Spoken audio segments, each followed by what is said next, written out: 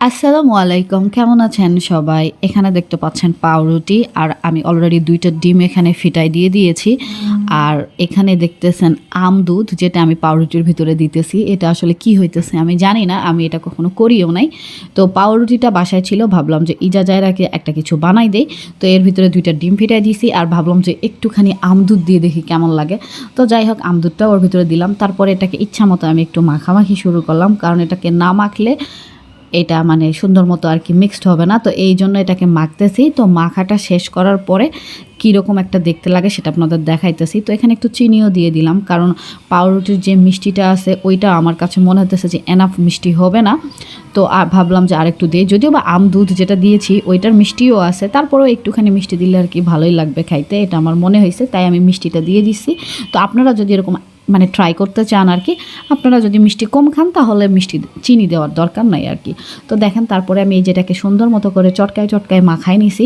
তো এটা আমার কাছে মনে হইতেছে যে বেশি একদম একটু ঢালঢালা হয়ে গেছে। তো সমস্যা নাই, আবেগে পড়ে দুধ বেশি দিয়ে ফেলছি, মানে দুধটা ওটাও একটু কম দেওয়া উচিত ছিল। তো দেওয়ার পরে আমি তেল দিলাম, দেওয়ার পরে এই যে এটাকে এরকম করে মানে আমি ভেজে নিতেছি, কারণ এটা যেহেতু একটু লিকুইড হয়ে গেছে। তো তারপরে এই জন্য এটার কোনো শেপ টেপ ভাবলাম যে গোল টোল একটু বানাই দিব, কিন্তু না, এইটার গোল টোল শেপ হবে না, এটা এরকম ছড়ে ছড়ে যাবে। তো ভাবলাম যে এভাবেই বানাই ফেলি।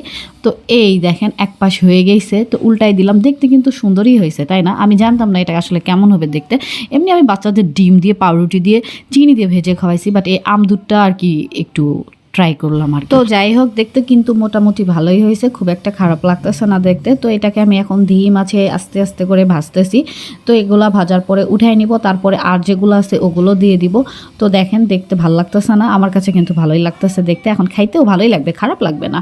দুধ, আম, ডিম এগুলা দিয়ে যেহেতু বানানো হয়েছে আর কি, খারাপ লাগবে না। এই যে আমার পাশে দাঁড়ায় দাঁড়ায় অপেক্ষা করতেছে যে এটা কখন হবে আর সে একটু টেস্ট করে দেখবে, এরকম কিন্তু ওদের এত খাওয়াইছি, কিন্তু নতুন যে কোনো জিনিস দিয়ে হালকা পাতলা যদি একটা জিনিসও অ্যাড করা হয় তাহলে আমার বাচ্চারা মনে করে না জানি এটার টেস্ট একদম মানে অন্যরকম হবে, আকাশ থেকে পড়া হবে, মানে অন্যরকম একটা তাদের এক্সপেকটেশন থাকে যে মানে নতুন যে কোনো কিছু যদি অ্যাড করা হয়।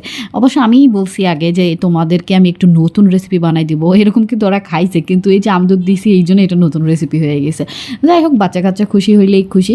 এখন এদিকে যেমনই খেয়ে বলতেছে অনেক মজা হয়েছে, তার হুজুর ওইদিকে মানে তাকে পড়ানোর জন্য চলে আসছে, বসে আছে, আর সেই দিকে টেস্ট করতে আসছে আর কি যে এটা খাইতে কেমন হয়েছে। তো আমি বললাম একটু আবার রিভিউ দিয়ে দাও কেমন লাগছে খাইতে। তো সে খেয়ে বলছে এটা নাকি তার কাছে অনেক মজা লাগছে।